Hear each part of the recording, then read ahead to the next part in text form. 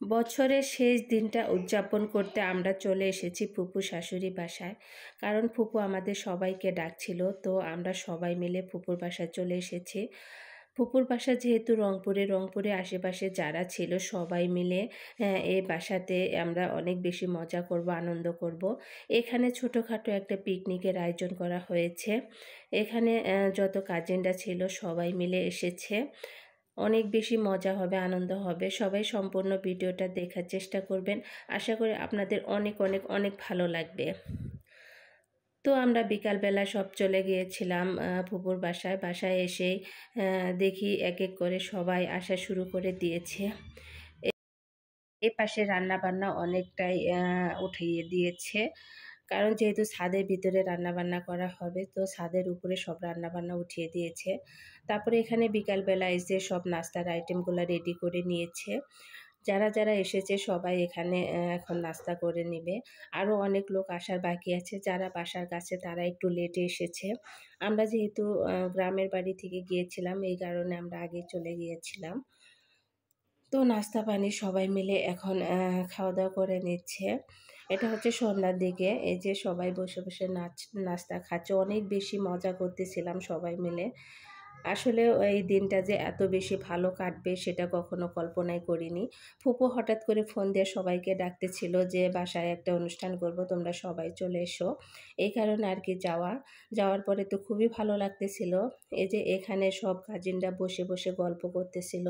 ছোট ছোট বাচ্চা ছিল অনেক, ওরা সবাই মিলে অনেক বেশি মজা করতেছিল। আসলে ফ্যামিলি সবাই মিলে একসাথে থাকার মজাটাই অন্যরকম। কখনো কল্পনাই করিনি আজকের দিনটা এত ভালো কাটবে আমাদের। তারপরে যেখানে রান্নাবান্না উঠিয়ে দিয়েছে, এখানে ডাল রান্না করতেছিল। রান্নার সমস্ত ভিডিও আমি নিতে পারি নাই। আর এখানে আমার ফুপু শাশুড়ি যে মুরগির মাংস কালো বোনা করতেছিল। আমরা যাওয়ার পরে মোটামুটি অনেক রান্নাই হয়ে গিয়েছিল। তারপরে আমি মাঝে মাঝে একটু করে ভিডিও করে নিচ্ছিলাম, কারণ সমস্ত রান্নার ভিডিওটা আমি করতে পারিনি, কারণ ভিডিওটা অনেক বেশি লং হয়ে যাবে। তো এখানে গরুর মাংস রান্না করা হয়েছিল, মুরগির মাংসের কালো বোনা করা হয়েছিল, তারপরে মুরগির মাংস দিয়ে চিকেন কোরমা রান্না করা হয়েছিল। অনেক কিছু রান্নার আইটেম ছিল, আরও অনেক কিছু ছিল, দই মিষ্টি, তারপরে আপনার রসমালাই। তারপরে রাত্রেবেলা ছোট ছোট বাচ্চারা যারা ছিল তাদেরকে আগে খাবার দিয়ে দিয়েছে, যেহেতু ওরা অনেকে রাত পর্যন্ত অনেক আনন্দ ফুর্তি করবে, এই কারণে আগে খাওয়া দাওয়াটা করে নিচ্ছে। ওদের খাওয়া দাওয়া শেষ করে আবার আমাদের খাওয়ার পালা। তো এত বেশি মজা হয়েছে কি আর বলবো। তারপরে যে ওদের খাওয়া দাওয়া শেষ করে আমাদের সবাই খেতে বসে পড়েছি, আমরা যারা যারা ছিলাম আর কি।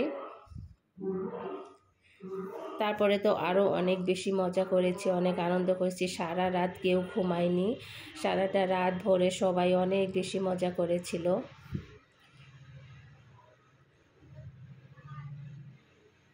এখানে যে আমিও খেয়ে নিচ্ছিলাম। তারপরে খাওয়া দাওয়া শেষ করে কেক কেটে নিচ্ছি। কেকটা ভাবছিল যে রাত 12টার দিকে কাটবে, কিন্তু অনেকেই চলে যাবে, এই কারণে কেকটা অনেক তাড়াহুড়া করে আগেই কাটা হয়েছিল।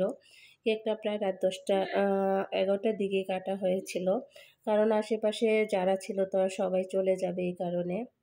তো এই যে ছোট ছোট বাচ্চাগুলো দিয়ে কেকটা কাটা শুরু করে দিয়েছে। তো আমাদের কেকটা কাটাও শেষ, এখন এই যে সবাই মিলে কেক ভাগাভাগি করে খাচ্ছে।